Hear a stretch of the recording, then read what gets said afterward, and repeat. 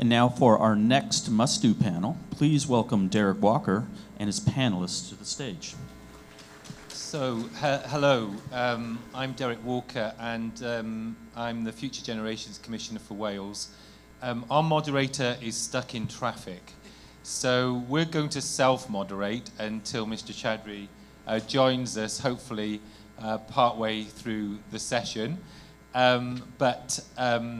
Fortunately, we met and talked prior to the session, so I think we've got a good idea of what we want to focus on.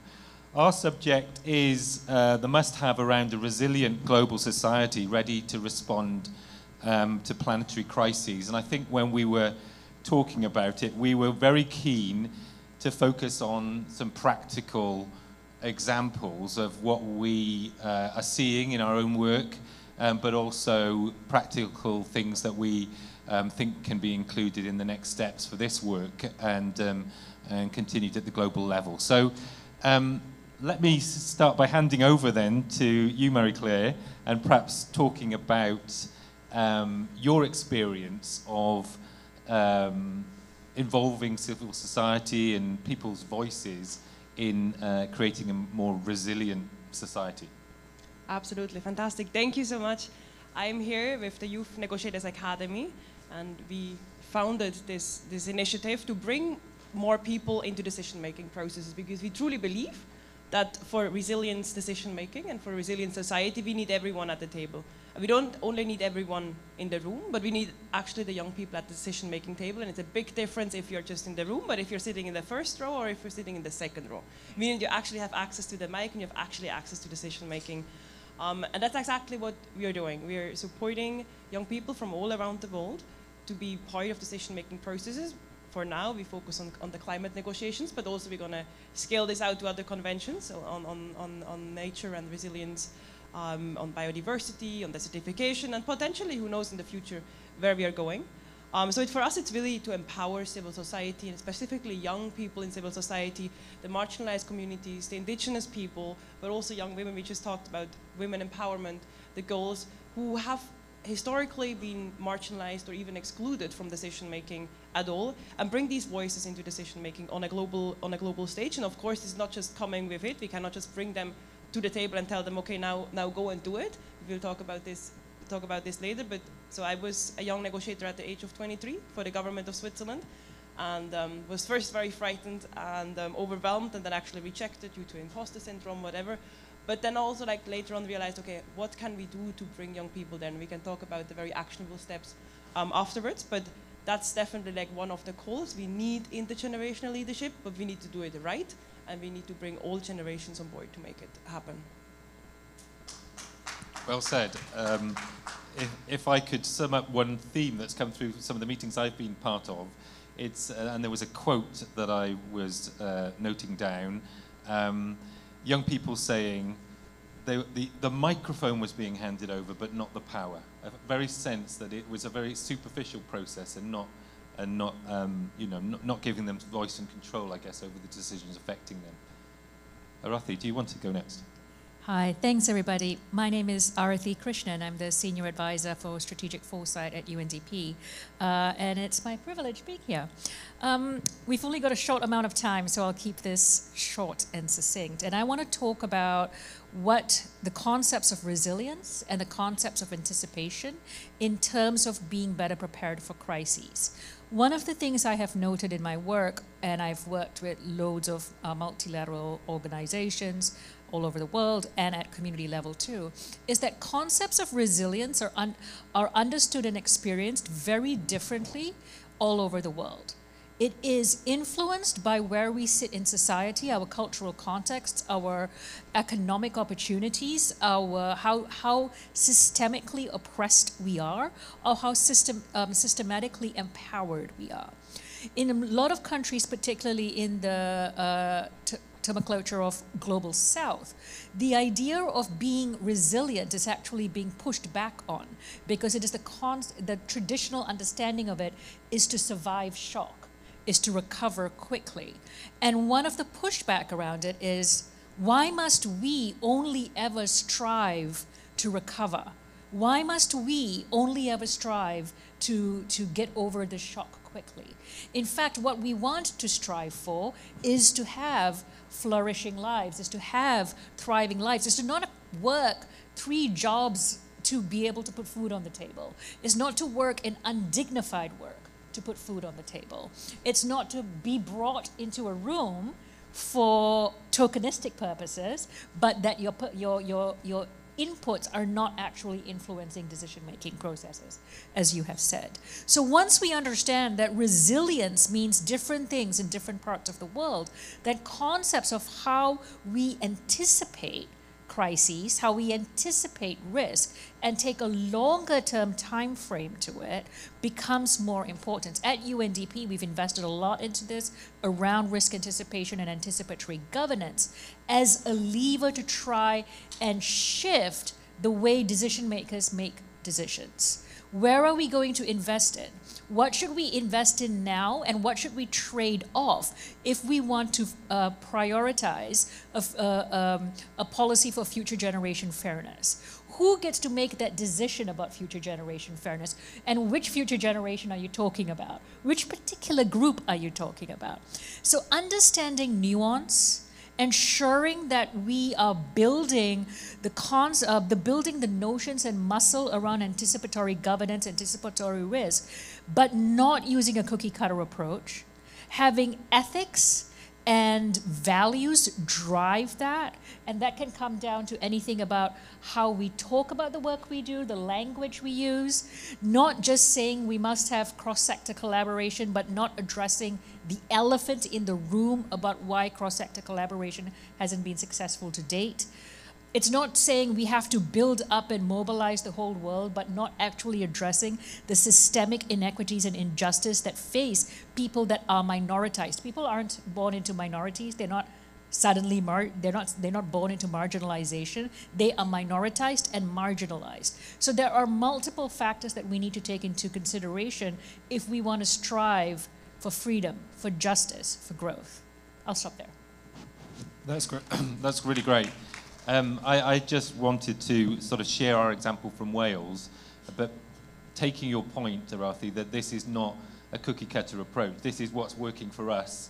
Hopefully there are lessons for others around the world that we can share, but it's not going to work in every country and every culture. What we've done is, I think we claim to be the first country in the world, and I think we are, to have incorporated the SDGs into law. And I think I'm the first commissioner for future generations that's on a statutory footing in the world. And so we're really trying to pioneer an approach to adopting the SDGs and delivering the SDGs within a small country, within Wales. Wales is, if you don't know, a small country within the UK. And what we've done is undertaken a very sort of involving process. This was before my time, but I was part of it, working in civil society at the time. And we called it the Wales We Want. So people were involved in creating a vision for our country that we think has broad buy-in, and it creates a strong narrative for the country that we want to create. And we've set ourselves 7 well-being goals, which incorporate the SDGs. We have 50 indicators by which we measure our success. And crucially, we have 5 ways of working, which is how we've incorporated the SD principle. I think it's often important to use your own language in these things, not to adopt language from elsewhere. And so we have 5 ways of working, and I can go through those perhaps later. But one of them is about involvement, as we're on the subject of involvement. And that has been critical, I think, to our progress and our process. We take an approach where we're thinking about future generations, but also acting now. So it's acting now and for future generations at the same time, and seeking to involve those people most affected by policy changes or service changes in the decisions about those services. So it's been it's been an interesting process, and we're not, obviously there in all the aspects that we'd like to see it. But where you do see it happen, you see real change, you see different decisions, you see buy-in and involvement of those people who've been part of those discussions. And it's been a really interesting journey so far. And I'm really interested in where we go with it next. The other part of it, sorry, I'm banging on a bit, but just very quickly, one of the other bits that has been very important for us in our well-being, our sustainable development journey, is incorporating culture and the Welsh language as a key component of well-being, and incorporating that in a way that helps people to engage, helps with involvement, but then supports people to engage with the delivery of what we're seeking to achieve. And it's been really crucially important when you see some of the work of some of our public bodies. For one of them at Banau Brycheiniog National Park, for example, worked with the renowned actor Michael Sheen to articulate what they wanted to do, to talk about our culture and heritage and how we create a different future based on our culture and heritage that was much more positive. We've been joined by our moderator. Thank you. Glad you've got here. We've only covered a few points, and we've been co-moderating for now. And we've been talking about how, in practical terms, each of us have been involved in implementing resilience in the work that we do. Thank you, and apologies. And I think New York traffic teaches you a very important lesson, and that is we should be able to be creative and think out of the box, because situations come up. I think that's one of the lessons, because there is no such thing as a new normal. Every day we seem to be setting new standards. Now, just to pick up the thread on the discussion, and thank you for the self-moderation. I feel like a panelist now, not the moderator. So, when we had the opening ceremony, the message was very loud and clear. I don't know how many of you were here. And that is the fact that incremental steps is not going to be enough. We need transformational changes, and these have to be at a global scale. So two, one is scale and the other is speed. So in your view, what are the key actions that we should be looking at in terms of global action, in terms of making a difference at the global level, and what are the transformations that we can do, and to what extent are we actually ready and prepared to respond to this age of polycrisis or multiple crises, as we say. So I think you can just speak very briefly from your own experience. Yeah, I'll go with that. So I think three things. When we talk about a polycrisis, it is the intersecting of different types of risks that are happening, and that is the age in which we are now. It's a bit of a buzzword, but it's an important consideration, because we are still talking about events, crises, issues, wicked problems as siloed issues. And I want to give an example of what happened in Pakistan last summer. So as we know, coming out of the Russia invasion of Ukraine, we all globally experienced supply chain disruptions. The costs of gas and coal exceeded many states' ability to buy it.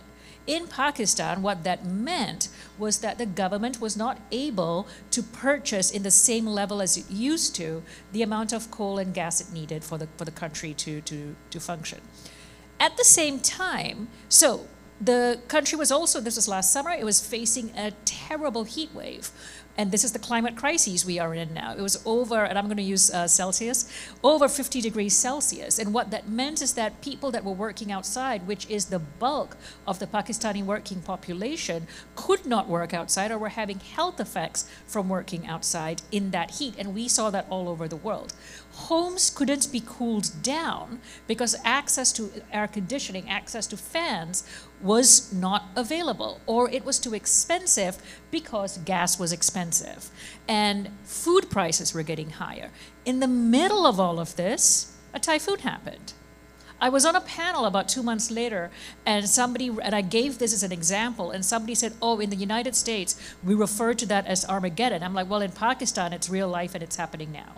So this isn't this isn't a diabolical story. This is the reality we face. If we want to take action, and this is the work we've been really trying to do very, very hard, and it's not easy at UNDP, is to understand the different cultural contexts, the different decision-making contexts, the different ways in which states operate, in order to be able to push the concept of anticipation and anticipatory governance further. I loved your example about bringing in Welsh culture into your participatory processes. In Vanuatu, they did that for developing their forward-looking national strategy. They tied it into the Ni Vanuatuan principles. And I'll stop with this last example around key actions. Many, many years ago, I ran a campaign around how different young people around the world understood climate change, or what was important to them. This was back in 2016 or something. In Europe, young people said the most important thing to them around climate change was around energy and sustainability. In the Middle East, young people said it's actually about conflict and fear of getting less access to natural resources. In the Pacific, young people said it was a loss of identity. If Kiribati doesn't exist anymore, who am I? So it was a loss of home, a loss of identity. And a few days ago, Tonga just announced this incredible decision that they made as a country, that they were going to enshrine the statehood of Tonga beyond the physical location of Tonga. So what that meant is that your identity as a Tongan citizen remained, even if your physical space didn't. It's the first time that this has been enshrined into Constitution and challenged the notions of statehood, which is also important for the terms we use around people that have to be displaced as a result of climate change. But climate refugees is not a legal term, but people displaced around climate change will be. So what these are actions that states are taking, that people are taking, coming from the ground up, that institutions are taking to understand what concepts of resilience and crises mean, and not coming up with global level decisions that are going to look very, very different in each context and culture and space. I might just come back to you later. Would you like to go? And then Derek, the same question. Yeah, I think actionable points of what we just mentioned in the beginning about intergenerational leadership. I mean, young people are more than half of the world's population, and it just doesn't make any sense anymore to exclude this generation from decision-making process. We have been seeing this in the past with women. Now we finally have more and more women coming to the space. We are still not on an equal footage, and again now like we have young people excluded and many other people excluded. And I think like it's too late to exclude anyone. We need to bring young people to the table, and this is something we can definitely do quite quick, quite fast, and it has a massive scale. We work on a global level. Nevertheless, this can be done on a national, on a local level. This can be done in the business side. This can be done in academia. And there is a lot of initiatives already going out, and I think this is when we talk about the scale and we talk about the speed. This is definitely something we can implement in the next couple of months and years. But it needs to be done right. Because if we just, again, like bring young people there into the rooms and just give them a mic and then clap, you're so inspiring, it's not gonna work. And I think this requires new action from everyone, especially also the one who have been leading on decision making in the last decades. And be open that there are gonna be changes, they're gonna be open, that there are gonna be questions which might be uncomfortable for the ones who have been sitting there. We had 30 years of climate negotiations, and we all know that we are not where we have to be. Young people are questioning this, and if they come to the table, they will question the decision makers when they're sitting on the decision-making tables. That's why we at the Youth Negotiators Academy, but also in general, think it's really, really important that young people have the right skills, the right knowledge, and the understanding of the space, but also the leadership skills and the ability to change, to question these things for the better. So how can we do these reforms that we have multilateral systems which actually respond to the needs of the local people, which actually help the ones on the front lines, that we have a more resilient society, and that the policies actually matter to the people. We can restore the trust which has been eroding, especially in the last couple of months. Many young people do not believe in the institutions anymore. This can be on a national but also on a global scale. So how can we restore this trust and go back to a United Nations and a multilateral process which actually serves the people? That's where it was born, and that's where it has to go back. And I do believe it only goes through participation and representation of all the people involved, and this means young people need to be on the forefront. So skills, education, knowledge is very crucial, but also building safe space and communities for young people. These spaces, I don't know who has been like at the climate negotiations or at the UNGA, these spaces are, in my opinion, not made for humans at all. They're actually really humiliating to be there, especially when you have to speak and everyone looks at you like you're at the funeral and no one really like engages. So I think it's very important to create these safe spaces for young people to express themselves, but also connect them strategically to other people who are actually like helping to leverage the points of young people. We might not speak the same language. We talked about appropriate, like how can we, you know, like speak the same language to different cultures, but also how can young people with ideas then come in and that they are understood on a policy level.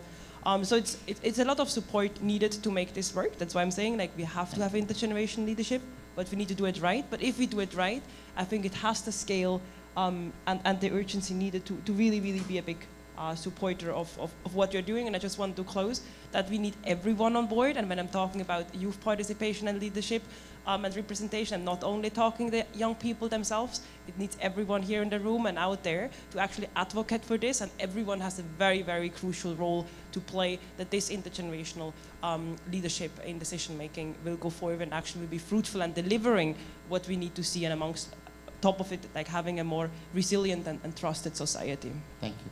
Can I just, because we are running out of time, are we okay to run it by a few more minutes?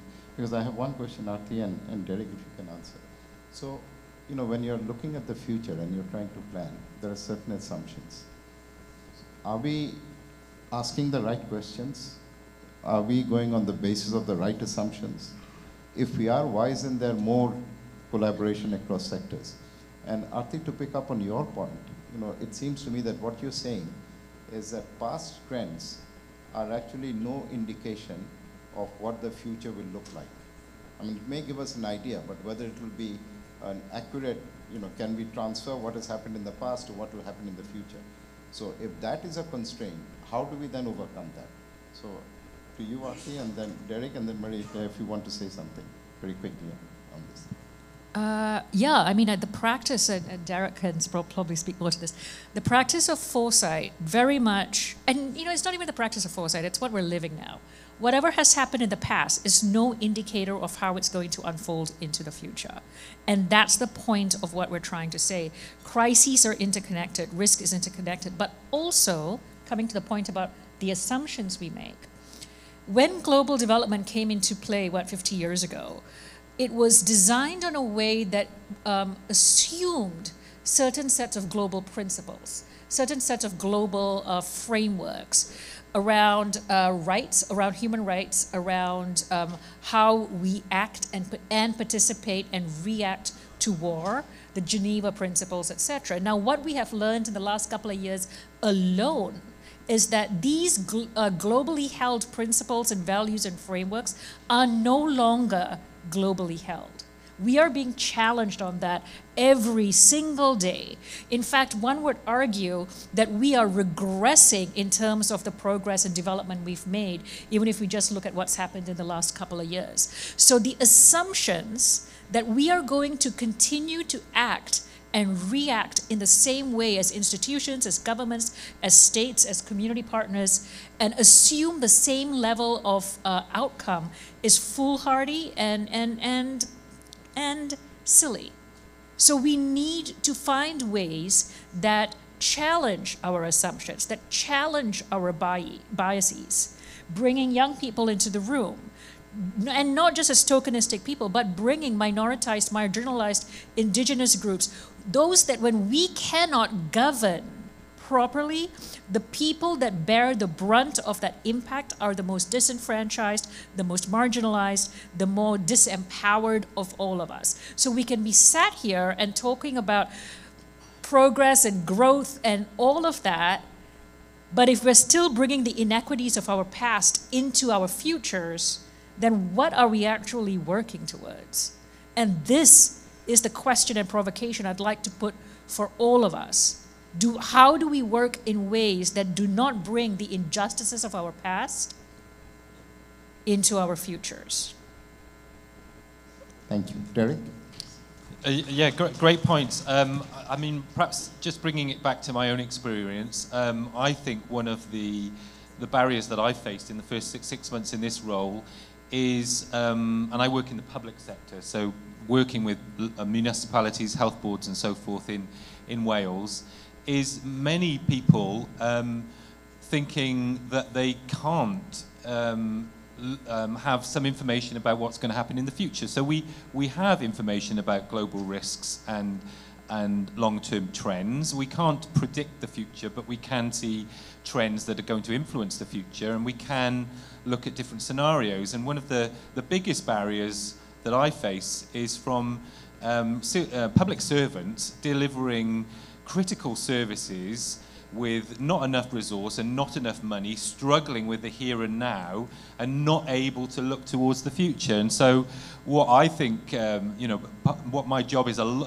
about is helping them to do both, to tackle the challenges of now, but having the skills, the expertise, the information to be able to anticipate potential challenges and opportunities in the future, and to prepare for that, so that we're better prepared when those happen.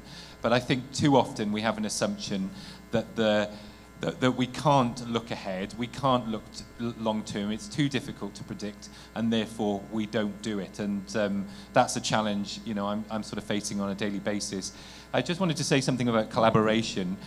Collaboration is built into our Wellbeing of Future Generations Act. It's one of the other 5 ways of working, and we put in place structures to encourage that collaboration. So public bodies have to sit together on local partnership boards, public service boards we call them, to work together. And where they work well, it's often about, dedicated resources for collaboration. It's about good leadership. It's about understanding that you're not able to, address the problems of society by working in isolation. And that doesn't happen often enough. I think that requires often brave leadership, but it also requires accountability and scrutiny, because often, my feeling is those leaders will be accountable to their boards for the direct services that they're delivering, but not for that collaborative, longer-term agenda to resolve those problems that they can only resolve by working together. So I think that's all part of making good collaboration work. Marie-Claire, do you want to very briefly say? Oh, you're good. Okay. So I think we're running out of time. For me, for the part that I've been here, I think there are 2 important takeaways. One is that if you are trying to look at things completely differently, afresh, we have to take into account the fact that everything that we do must be in harmony. We must address the root causes and not the symptoms, if I may put it that way. And if I can give you an example of climate change, we are talking about adapting, and at the same time we are making the problem grow bigger. We are not doing anything to reduce emissions. We talk about temperature targets, but we don't talk about the fossil fuels that are coming into the system. So there's a lot of contradiction there. So how can we harmonize so that we are not, on the one hand, we are trying to solve a problem, and on the other, we are trying to make it bigger, more complex. So that to me is not smart. That is not what we should be doing. The other aspect which has been mentioned, I think Derek, you touched upon it, is what is knowledge? This is a very basic question. Knowledge isn't the latest chip from Silicon Valley. Knowledge is what indigenous populations have known and practiced over the years.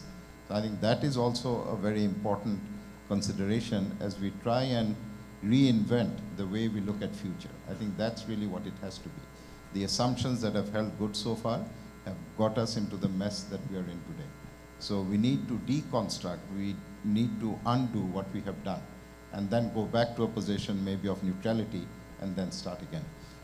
Ladies and gentlemen, a round of applause please for the panelists and for the excellent discussions that they have taken. Thank you. And apologies for being late and for this panel running beyond time. Thank you very much. Oh, we still have 6 minutes. Oh, wow, wonderful. Everybody can finish with the last. That doesn't make me feel as bad. We have time for questions. Would anyone wish to, if you just raise your hand and if you have a mic. We have 5 minutes. Or just maybe final thoughts from the panelists? Yeah, just go to the floor and then come back. Yes, Amanda?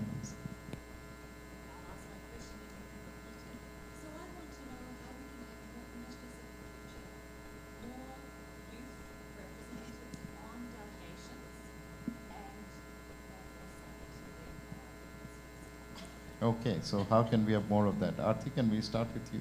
And maybe also as you answer, maybe wrap up, any final thoughts that you have. And we are looking to the future, that's the point. So I'll take the foresight question. I mean, in the common agenda, in the Secretary General's call for a new UN 2.0, there is a renewed call to be more forward-looking, to think about the impact on future generations. How we do that becomes a lot more complicated. And again, coming back to my point about not taking cookie-cutter approaches, we can teach the tools, but the tools don't solve the problem. Because thinking about the future is a privilege. When you cannot put food on the table, when your education systems have been destroyed, if you are running and living in fear, in scarcity, and in fragility, then yes, you are thinking about how to survive tomorrow. You're not thinking about what's going to happen in 5 years, 10 years, 20 years. And I need for us to think about the fact that thinking about the future is a privilege. Having the capacity to imagine is a privilege. I was brought up in a system where my education system was rote learning. You put things on the chalkboard and then you have to memorize it and then you regurgitate it. I wasn't introduced to critical thinking much later in my education system. And that is an assumption that we must bring to bear. And I'll just finish with this quote, because it comes back to the premise of my work, which is to ensure that whatever tools, approaches, new ideas we bring are not reimagining hurt for people that are in fragile positions. That means we must have elastic ideas and approaches and methods. And it is a quote from Audre Lorde. "The master's tools will never dismantle the master's house." What does it mean when tools of a racist patriarchy are used to examine the fruits of that same patriarchy? It'll mean that only the most narrow parameters of change are possible and allowable. So if we want different forms of change, if we want global transformation, then we need to use a variety of approaches and not just the master's tools. Thank you. Brilliant. Marie-Claire? Yeah, I mean, we at the Youth Negotiators Academy already have the aim to scale out to more countries. We currently work with over 50 countries, almost 60 countries together, and we, of course, have a specific focus on the small island nations, on the ones who have been historically marginalized and underrepresented. Yet we're open to any country in the world because we do believe that every country in the world actually needs more young people in decision-making processes.